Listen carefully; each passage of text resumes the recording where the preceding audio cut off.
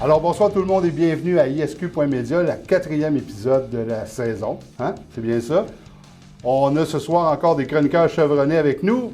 On commence avec Christian Gingras. Bonjour, Christian. Bonjour, Serge. Comment ça va? Très, très bien. Ça va bien. Ouais. Tu nous parles de quoi ce soir? Ben, du baseball des capitales, comme à chaque semaine. On a l'intention d'en parler à chaque semaine. Oui. Et puis de F1 aussi, pourquoi pas. Ben oui.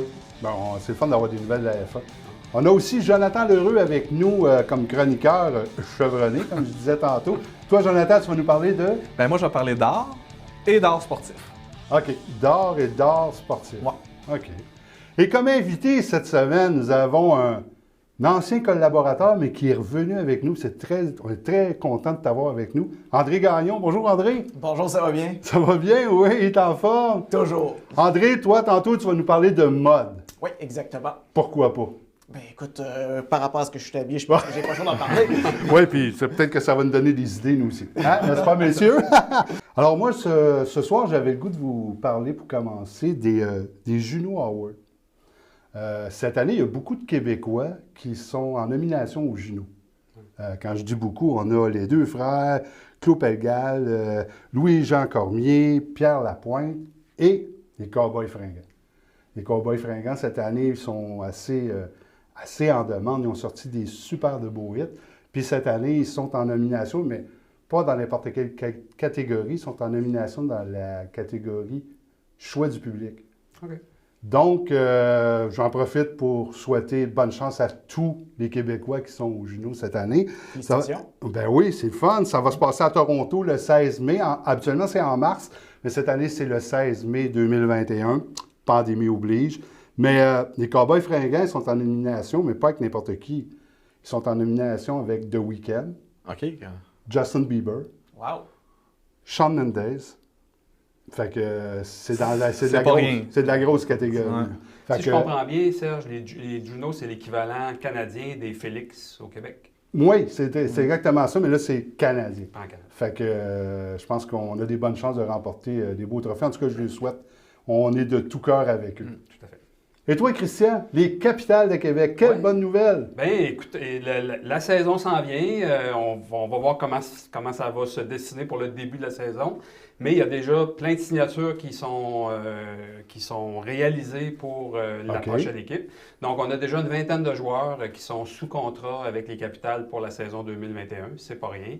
Évidemment, la saison 2019 étant loin derrière nous, il ne faut pas s'attendre à avoir la même équipe. Loin de là. Non, Il y a hein? quelques joueurs qui reviennent. Surtout que la saison 2019 avait été difficile pour les Capitales. Oui. Une des pires de leur Oui, histoire, c'est d'ailleurs. vrai, je m'en rappelle. Ça avait Donc, été- on a quand même quelques retours. On va revoir Jalen Jackson, le grand voltigeur. Il a été très, signé, là. très spectaculaire, c'est signé.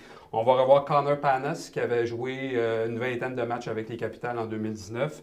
On va revoir Jesse Hodges, OK. un avant-champ extrêmement dynamique qui veut jouer, puis ça paraît. Il a la hargne de la victoire. Il en mange. Il en mange du baseball, il va être là. On va revoir aussi David Glaude, qui n'a jamais joué avec les Capitals, mais qui est un vétéran des Aigles de Trois-Rivières, OK. qui a été échangé pour T.J. White, qui va passer la saison 2021 avec les Capitals. Fait que ça va être intéressant de voir ça. Évidemment, Jordan Mandoulé, qui est un joueur qu'on connaît très bien, un Cubain qui est un excellent attaquant au deuxième but.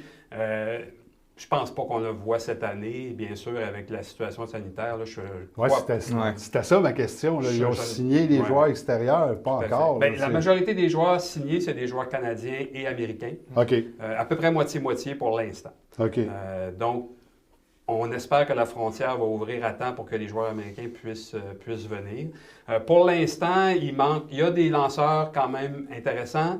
Il y a beaucoup de releveurs aussi qui sont déjà sous contrat. On a assez de voltigeurs pour fournir la saison, je dirais. Oui, c'est ça. Il manque du personnel d'avant-champ. On a 2 receveurs qui sont signés. Mais pour l'avant-champ, là, il reste encore des signatures. Il y a du travail à faire. Il y a du travail à faire du côté de Patrick Scalabrini pour aller chercher des bons joueurs d'avant-champ. On veut 24 joueurs pour la saison. Ça veut dire qu'on s'attend à en avoir beaucoup plus. Un peu plus que ça pour le camp d'entraînement qui commence à la mi-mai. Alors, y a-tu une date pour le camp d'entraînement ou pas encore? Oui, les dates sont déjà déterminées. Évidemment, il va falloir s'ajuster en fonction de la situation sanitaire, mais ça commence dans la 2e semaine de mai. Je pense qu'on est bien parti. Hein? Ah, écoute, on va voir. C'est sûr que les joueurs canadiens, il y en a quand même une dizaine, sinon plus. Donc, en prenant ces joueurs canadiens-là, puis en ajoutant quelques joueurs qui pourraient être ajoutés à ça, on pourrait avoir un camp d'entraînement qui commencerait assez tôt au mois de mai. En tout cas, on a hâte d'aller prendre des photos. On a très hâte d'aller prendre des photos. On a hâte de sentir l'odeur des hot dogs. Des hot dogs du stade, oui. Même si je dois arrêter d'en manger. Si je me fie au conseil d'Annick la semaine passée, il faut que je coupe les hot dogs. Puis toi, Jonathan, tu nous parles de la place Jean-Béliveau. Oui, exactement. Ben là, on a déjà 2 œuvres qu'on connaît, là, la fameuse table de hockey des Stachny, et puis l'espèce de jet propulsé pour Jean-Béliveau. Ouais. Ces 2 statues-là, bon, honnêtement, moi, c'est pas nécessairement mes préférés, mais c'est quand même exceptionnel. Là. Surtout celui de Jean-Béliveau, c'est magique là, quand on est en avant et qu'on voit du bon angle. Là. C'est unique. Oui, c'est vraiment... Dans les 2 cas, c'est unique. Oui. C'est sûr que quand on la voit de côté, c'est pas extraordinaire, là. Mais quand même, ça flash. Là. C'est vraiment l'expression « ça flash ». Là. Et puis là, ben, on va avoir 2 nouvelles statues. On va en avoir d'autres, mais on en a annoncé 2 dernières. On a annoncé qu'il allait avoir Buddy Cloutier. Ben oui, ancien joueur des Nordiques. Et puis, le grand Guy Lafleur. Ah, ça, puis honnêtement, j'ai vu ce qu'ils ont montré comme croquis c'est quelque chose de beau, c'est magnifique. Honnêtement, ça va être vraiment génial. Ça va être vraiment génial et j'ai hâte de voir comment tout ça va s'imbriquer pour que ça tienne. C'est haut, c'est gigantesque. Là. Celle-là de Cloutier, elle va être super belle aussi. Puis je trouve qu'elle ressemble plus à nos bronzes qu'on connaît. Ouais. Elle va être colorée. Elle va être un bleu pâle. Elle va être colorée, mais elle va être vraiment super belle. Métallisée un peu. Oui, c'est ça. Ouais. Ça, c'est ce que j'ai hâte de voir parce que sur la maquette, on la voit qu'elle est métallisée. Est-ce qu'en vrai, ça va être métallisé comme ça? Ça, c'est un questionnement que j'avais, que je n'ai pas la réponse. Si je comprends bien, Buddy Cloutier représente les Nordiques à l'époque de l'AMH. Exactement. Et Guy Lafleur représente les remparts. Les remparts de Québec. La première édition. Oui, la première édition. Et puis, écoutez, juste le voir là, défoncer le but, on voit les rondelles. Moi, je trouve vraiment l'idée là, extraordinaire. Si quelqu'un n'a pas encore vu et il veut voir les croquis, c'est où que tu... Sur Internet, mais on va les présenter ici. Là, on va les présenter pendant l'entrevue. Là. Et puis, il y en a d'autres qui vont arriver. Il y a celui-là de Joe Malone. Je ne sais pas si vous aviez vu le... OK. Personnellement, là, je crois que c'est ma préférée. Okay. On le voit, il est debout avec son chien, avec son bulldog, qui était l'emblème de l'équipe à l'époque. Ouais. Et puis, il est debout, il se tient bien ordinaire. C'est ordinaire comment il est placé, mais c'est comme des strates, comme des lignes. Je ne suis pas capable de l'expliquer, mais je vais le mettre sur la vidéo, vous allez bien le voir. Pour moi, ça va être la plus belle, vraiment la plus belle de tout le groupe qu'il y a là. Puis aussi, on attend Manon Réaume qui a été annoncé, qu'on attend de voir. Sylvain Côté qui a gagné 2 coupes au tournoi Pee-Wee, qui va avoir aussi droit à sa statue. Hein, c'est le fun, ça, par exemple, d'avoir pensé de prendre un joueur des... Oui. Puis j'ai une question pour vous. Oh, Ça, c'est une question. Le quiz. Oui. Combien vous pensez chaque statue coûte? Oh boy! Moi, je dirais autour de 300 000 par statue. 300 000? 150 000. 150 000? J'aurais pensé à 400, 450 000. C'est à peu près 200 000 par statue. Okay. C'est quand même beaucoup d'argent. On s'entend, c'est quand même beaucoup d'argent. Mais je crois pour rendre hommage à tous ces gens-là, de toute façon, toutes les constructions doivent avoir un certain pourcentage d'œuvres d'art maintenant. Je crois que c'est quand même bien investi. Là. Puis ça va être très original. Écoutez, on est habitué de voir les bronzes. Moi, j'aurais aimé ça personnellement, que ce soit des bronzes comme on voit partout. Mais quand on va à la place Jean-Béliveau, puis on voit les enfants qui vont là, puis qu'il y en a qui jouent sur les statues, je trouve ça magique. Je trouve ça vraiment magique. Là. C'est le fun à voir. C'est peut-être notre vision à nous, de personnes plus vieilles, qu'on veut des bronzes, on veut... Mais les enfants, eux autres, ils aiment ça. Je pense qu'ils ont voulu faire avec la place Jean-Béliveau quelque chose d'unique. D'original, oui. D'original, puis je pense qu'ils ont... Personnellement, moi, j'aime beaucoup, je sais que je fais probablement partie de la minorité, mais j'aime beaucoup l'originalité, puis le côté unique des statues des Stachny, de la statue... C'est sûr que quand on les a vus la première fois, on a tout fait « Oh! Attends une minute. » On a pogné quelque chose, on dit de même, mais c'est vrai qu'à force de les regarder... de regarder ça, puis les angles, puis il faut les voir en vrai. Oui, puis il faut le voir aussi sous un autre angle. La place Jean-Béliveau, ça va être un tout. Oui, Oui, c'est ça. Tout à fait. C'est Fait ça. que c'est ça qu'il faut voir, c'est qu'est-ce que ça va donner au final. Une espèce de musée extérieur, Ouais, soit, puis- qui représente bien notre culture. Ouais. en Oui, fait. exactement, exactement. Ah, ben c'est le fun. Fait que plusieurs autres statues en... Oui, il va en avoir d'autres. En marché, là. Je ne les sais pas encore toutes, là, Ok. sont pas toutes annoncées, mais il va en avoir plusieurs autres encore. Ah, ben c'est cool. Écoutez, moi, ben merci Jonathan. Ça fait plaisir? Moi, j'avais le goût de vous parler des Oscars. Les Oscars vont se dérouler cette année, le 25 avril 2021. Ça aussi, ça a été retardé un peu. J'ai pas fait la liste des films en nomination parce que on n'a pas assez d'une demi-heure. Là. Il y en a tellement. Sauf que j'avais le goût de vous parler des modifications des réglementations qu'ils ont dû faire cette année pour les Oscars. Parce que, puis il y a eu pas plein, mais plusieurs modifications, mais une entre autres que j'ai trouvée assez géniale puis qui pouvait comme pas passer à côté, c'est que avant, pour être en nomination, il fallait que ton film ait été présenté 7 jours consécutifs en salle. Ouais. On a eu un problème. Un peu difficile cette année. C'était pas facile.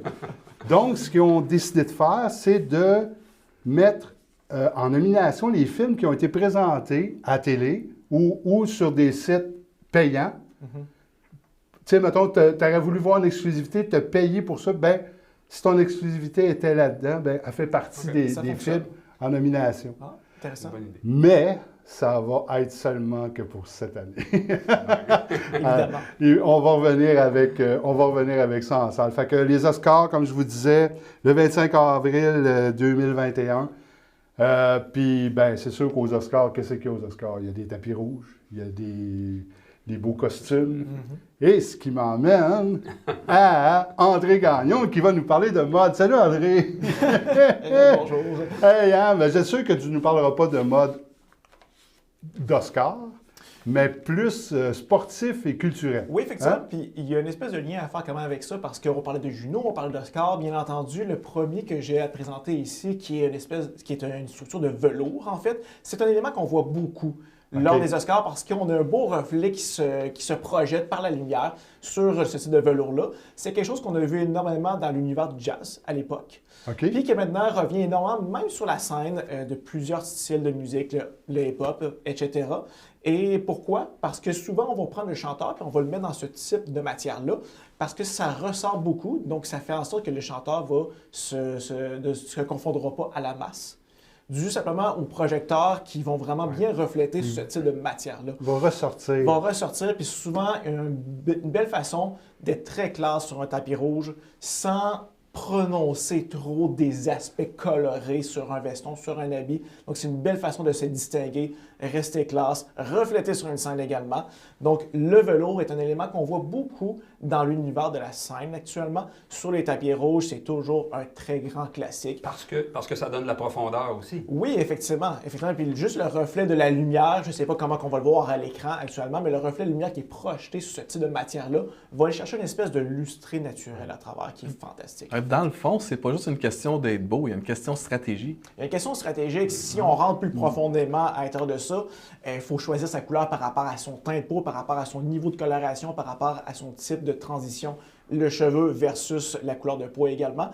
Donc oui, il y a un univers à bien connaître pour bien le maîtriser, pour bien projeter une belle image. Mais c'est ça qui est fantastique, le velours, on peut aller chercher vraiment n'importe quelle couleur, du plus pâle au plus foncé. Donc c'est toujours une belle solution. Fait qu'Oscar, il y a de la gueule. Oui, définitivement. D'un autre côté, j'ai ce mannequin-là ici que je trouve super intéressant parce que c'est quelque chose c'est un élément qu'on va voir beaucoup dans l'univers sportif, particulièrement au niveau du basketball. Sérieux? Il y a eu une évolution de la mode absolument incroyable dans l'univers du basketball versus quelques années où est-ce qu'on avait l'impression que les joueurs de basketball portaient des complets qui étaient trop grands pour eux, qui sont déjà grands. C'est vrai, c'est vrai. On a vu, je ne sais pas si c'est les joueurs de basketball qui ont beaucoup de goût maintenant ou si c'est leur agent qui leur exige une présentation visuelle incroyable. Mais ce genre d'éléments-là qu'on appelle le window pane, le prince de Galles, les transitions de couleurs à travers les mêmes matières, c'est le genre de choses qu'on va voir énormément. Et ce qu'ils vont oser, la plupart des gens, lorsqu'ils vont voir ce genre d'élément-là, vont simplement oser le porter avec le veston puis transiger vers une autre couleur de pantalon. Mais les joueurs de basketball vont oser le porter veston et pantalon dans le même tissu. Je ne savais pas que tu me dises avec des boxeurs. On en voit tous les genres. Mais honnêtement, ça le rend super bien. Ce qui est intéressant à voir également à travers ce veston-là, on est allé chercher une boutonnière faite à la main. Okay. Qui est contrastante pour aller chercher la même couleur que la ligne ici. Et au lieu d'aller chercher un bouton qui est fait de plastique comme celui de côté, on est allé chercher un bouton de nacre. Donc pour ceux qui ne savent pas c'est quoi le nacre, c'est du coquillage qui a été sculpté pour donner une forme de bouton. Ça permet d'aller chercher un raffinement. Donc à travers des substances qui sont super simples, on va chercher beaucoup de classe et de raffinement à travers un veston. Mais est-ce qu'on sait si les équipes professionnelles obligent encore le veston pour leurs joueurs après les matchs? Parce qu'on sait que c'était le cas il y a plusieurs années. Je ne sais pas s'ils l'exigent, mais c'est sûr et certain qu'en modèle de présentation, au niveau de quand ils se transigent à l'aéroport, on dirait qu'ils prennent plaisir à le faire. C'est toujours passionnant de mon côté de voir les images qui sortent sur Instagram des équipes qui se pointent à l'aéroport ou qui sortent de l'autobus et qui sont tous bien habillés. Bien mis. Du pur plaisir. Mais c'est des beaux vêtements, honnêtement. Là, mais de savoir que les joueurs de basketball portent ça, ça me... Puis c'est souvent difficile de bien l'équilibrer parce que beaucoup de personnes vont essayer de superposer trop de couleurs ensemble. Mais encore une fois, je ne sais pas s'il y a des stylistes qui accompagnent les équipes. Sûrement. Mais sont bien conseillés, assurément. Mais c'est quoi la tendance des couleurs? T'as-tu regardé ça un peu ou tu vas nous revenir avec ça un petit peu plus tard? Je vais revenir avec ça parce que la tendance des couleurs, encore une fois, ça va dépendre de la teinte de peau puis la transition de couleurs. Dans les équipes de basketball, on voit beaucoup de personnes à peau foncée qui peuvent se permettre des couleurs beaucoup plus pâles. Qui leur va vraiment bien. Donc, c'est pour ça que les tendances de couleurs sont un peu difficiles à dire. Ça va dépendre du type d'équipe. Si on a plus de personnes à peau foncée, on a tendance à avoir des couleurs qui sont vraiment plus pâles, beaucoup plus rayonnantes parce que ça leur va bien. Des personnes comme moi qui ont la peau très blanche ont la tendance à aller chercher des couleurs qui sont plus foncées pour pas avoir l'air malade. On va s'entendre. On va essayer de mettre en avantage. Là, c'est ici, on essaie de ne pas être trop malade. Ah, mais c'est vraiment intéressant, André. C'est super le fun. Ça nous donne plein de belles idées. Puis si on a, on a plein de sportifs qui nous écoutent, qui voudraient se procurer ce genre de vêtements-là, on peut aller où? Bien, simplement venir me voir chez Sur Mesure. J'ai des échantillons à plus finir. Je pense qu'on est rendu à 14 000 échantillons actuellement. Donc, on en a pour absolument tous les goûts, tous les budgets également. Donc, autant une personne qui veut débuter une garde-robe ou une autre personne qui veut vraiment le véritable tissu qui a été coupé à Londres sur Savile Row. On a accès à toutes sortes de fournisseurs. Hey, wow! Sur mesure. Fait que les gars... on va attendre d'avoir un petit peu plus de popularité, mais on ira faire un tour sur mesure. Exactement. Merci beaucoup, André. C'était super gentil de nous introduire toutes ces belles choses-là honnêtement, que je ne savais pas. Ça me fait plaisir. Christian, on revient à toi. Formule 1. Oui, Formule 1. Écoutez, je vais vous parler cette semaine surtout des nouvelles livrées pour la saison 2021, parce que les voitures ont été dévoilées dans les dernières semaines. Mais avant tout, je vais commencer par vous parler de la série Drive to Survive sur Netflix, qui est sortie il y a quelques jours. Encore une fois, un grand succès planétaire. C'était la 3e saison. C'est la 3e saison. Probablement que plusieurs d'entre vous n'ont pas fini de la regarder encore. Non. Mais ça sent bien. Donc, c'est sur Netflix, Drive to Survive. C'est sorti la fin de semaine dernière. Il y a eu des essais du 12 au 14 mars sur le circuit de Sakhir à Bahreïn. Donc, les seuls essais, 3 jours. Mercedes, qui a dominé les 6 dernières saisons, n'a pas très bien été pendant les essais. Ah non? Pas tant que ça. Bon, c'est sûr que ce ne sont que des essais. Ils vont se préparer pour la première course qui a lieu en fin de semaine. Ça met un petit stress de plus aux ingénieurs. Red Bull semble très, très bien faire. Williams va peut-être surprendre. McLaren va peut-être surprendre aussi.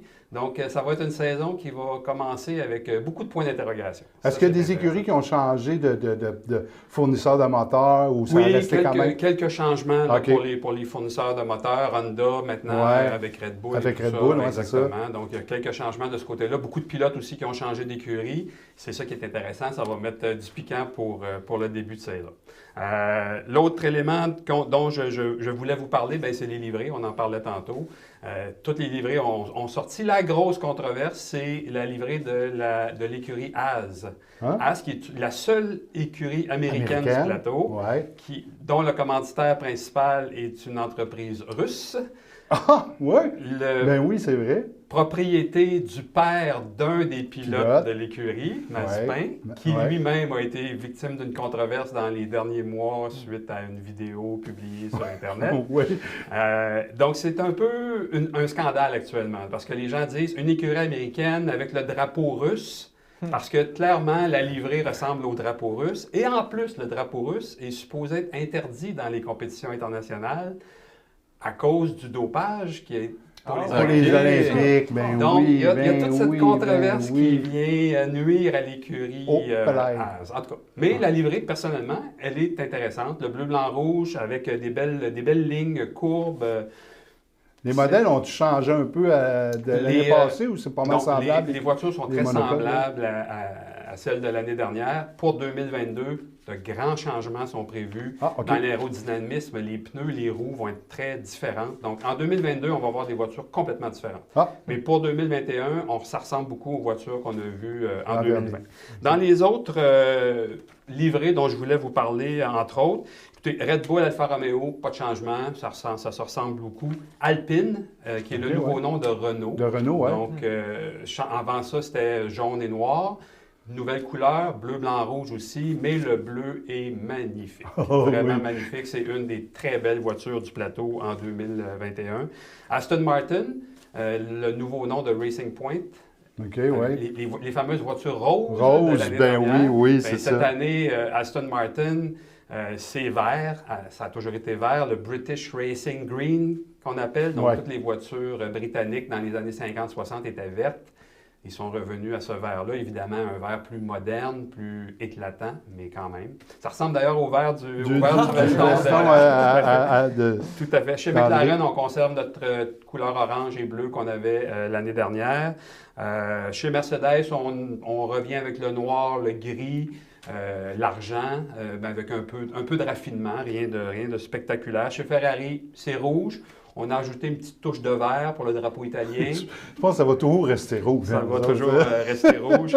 Chez AlphaTauri, bleu et blanc, c'est classique, c'est bien, c'est sobre, c'est parfait. Chez Williams, on a osé un peu plus. L'avant est réussi, l'arrière, plus ou moins. Les Britanniques sont fâchés parce que Williams a trop osé sur la livrée de l'arrière. Donc, ils veulent être en avant, fait qu'ils se foutent un peu de ce que ça a l'air en arrière. Mais moi, ce que je remarque, je ne suis pas un amateur de course nécessairement, mais ce que je remarque, c'est que les couleurs des véhicules, c'est quasiment un feuilleton. Oui, tout à fait. Oui. Tout à fait. C'est très...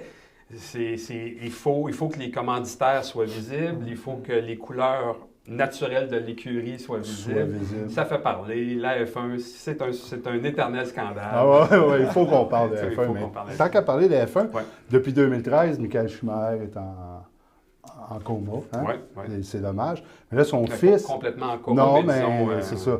Mais son fils fait son entrée bientôt en Formule 1, ou si ce n'est pas déjà fait. Mick Schumacher fait son entrée en F1 cette année. Malheureusement, avec l'écurie Haas dont on parlait tantôt. Avec la controverse. Avec la controverse. Ce qui est intéressant avec Mick Schumacher, on se rappelle que le sigle de 3 lettres qui identifiait son père, donc c'était MSC. C'est ça. Et pourquoi pas SCU ou SCH, comme le début de son nom, c'est parce qu'il courait contre son frère. Donc, pour différencier les deux Schumacher, c'était MSC et ARSC. C'est ça. Mick aurait pu utiliser SCH, mais il a demandé à utiliser MSC en hommage à son père. J'ai trouvé ça super. C'est bien. J'ai trouvé ça fantastique quand j'ai vu ça. Et la F1, qui est très, très traditionnelle et très axée sur les règles, a accepté. Ils ont accepté, OK, parce que dans l'article que j'avais lu, en tout cas, quand je l'ai regardé, ça ne disait pas que la F1 avait accepté, mais tu me dis qu'ils ont accepté, mais tant mieux. Donc, on va voir un Schumacher sur la piste cette année. Malheureusement, il ne sera pas dans une voiture qui va lui permettre de démontrer tout son talent. Mais il faut qu'il fasse ses classes. Il faut qu'il fasse Mais ses c'est classes ça. comme tous les pilotes. Ouais. C'est ça, j'allais demander. Moi, je le connais pas. Est-ce que vous croyez qu'il va rejoindre le talent de son Ah, père? dans les séries mineures, il a vraiment été très Ouais. fort. Michael Schumacher est une exception. Je pense pas que son fils se développe autant que Michael. Mais je il y a pense des que- gènes. Oui, il y a des gènes. Il y a des gènes de Schumacher. Il va faire sa place. C'est ça. en F1. Ah non, c'est vraiment le fun de voir que la relève est là, puis en plus qu'il veut rendre hommage à son père. C'est très humble. de Donc, sa la part. saison commence en fin de semaine. Wow! C'est parti. C'est parti. Jonathan, toi, tu voulais nous parler d'art. Ben oui, en fait, moi, j'avais un sujet. Je l'ai encore, mon sujet.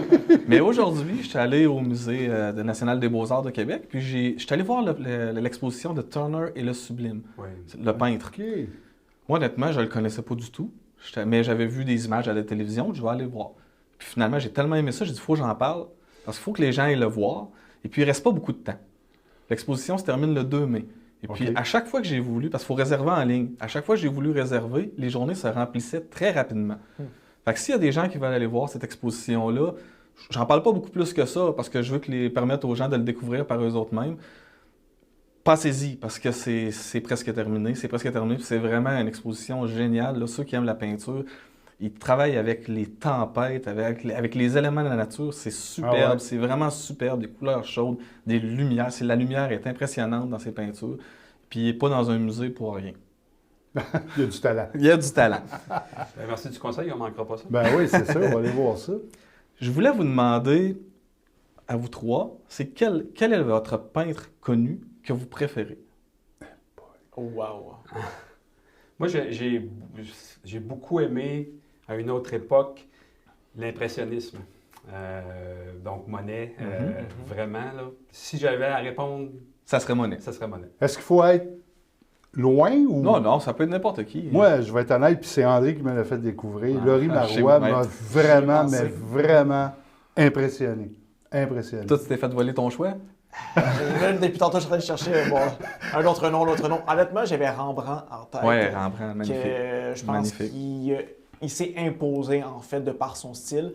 Mon deuxième choix aurait définitivement été Laurie Marois par, oui, effectivement, son art. Sa personnalité qui est incroyable Ah, également. ouais. c'est tout. Elle est sympathique, elle absolument. est talentueuse, incroyable. Ah ouais, c'est- ouais. Ça fait un moment que je me dis, éventuellement, je vais mettre un peu de fond de côté, puis Oui. je vais m'acheter Ouais. une de Moi ses aussi. toiles, Ouais, parce moi que aussi. je trouve qu'elle fait des choses vraiment inspirantes. Ah ouais. Bien, je vous posais la question parce que Ouais. T'avais le goût de t'acheter un tableau? je vais lire. Je vais lire. Le blog de, je lis parce que son nom, j'ai de la misère à le dire, c'est Ken Bromley Art and Supply. Ils ont fait une étude. Eux autres, ce qu'ils ont fait, c'est qu'ils ont pris les données de Google, ils sont allés pays par pays pour savoir quel artiste était le plus googlé. Ben voyons. Ouais. Puis ils arrivent vraiment avec des résultats intéressants. Là. Comme ici au Canada, c'est Vincent Van Gogh. OK. Vincent Van Gogh est l'artiste le plus googlé au Canada. Et puis si on va aux États-Unis, c'est Frida Kahlo. Ouais. Et puis là, si on va en Europe, mais en Europe, on voit les racines, là, ils vont aller plus dans des peintres encore un petit peu plus anciens. Mais c'est vraiment intéressant. Là, on a la carte, je vais vous la mettre là, Mais dans le montage. est-ce que la tournée de l'exposition Van Gogh qu'on a vue à Québec dans la dernière année... C'est ça que j'allais dire. Probablement Je crois que ça a l'a influencé, ouais. exactement, parce qu'ils ont Ouais. vraiment fait une tournée au Canada. Puis je sais pas si vous y êtes allé, là, Non. mais c'est magique, là. Ouais. C'est magique. Moi, je vous raconte une anecdote. J'ai acheté mes billets avec ma fille pour aller à Vincent Van Gogh. Et puis, j'avais pas remarqué. Je trouvais les billets chers, mais ça se peut, tu sais. Ça se peut. Fait que j'arrive au centre des congrès. J'arrive au centre des congrès. Il y a une file pour rentrer. Là, je demande à la madame, c'est où qu'on va pour nos billets. Elle regarde mon billet, puis elle dit, elle dit, vous êtes VIP. Ah ben. Gordon. Ah ben? Ah Fait que ben. quand on a passé en avant de tout le monde, c'est gênant. On a passé en avant de tout le monde, on est rentré, puis on était tout seul. Wow. On était Wow. 2 mois, puis ma fille. Wow. Et puis, dans le fond, le grand gagnant, est-ce que vous êtes capable de deviner c'est qui? De tous les pays. Celui qui a gagné le Qui a été plus de nominations googlé dans le les plus. pays. Oui, Picasso. Picasso, c'est ce que j'allais dire. Léonard de Vinci. Ah ben. ouais. intéressant. Bon C'est pas choix. surprenant. Bon choix.